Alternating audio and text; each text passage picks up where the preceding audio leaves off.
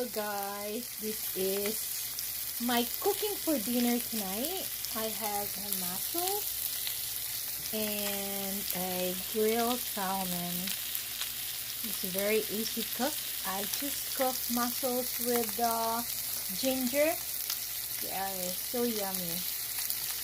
And also when I'm grilling the salmon, it's only put the garlic salt and a pepper, and that's it.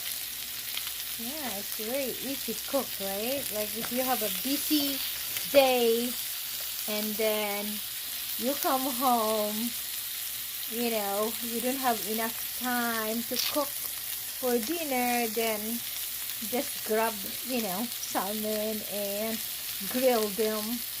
Yeah, very fast cook. Yeah, they're so delicious. And I'm gonna pair with broccoli also.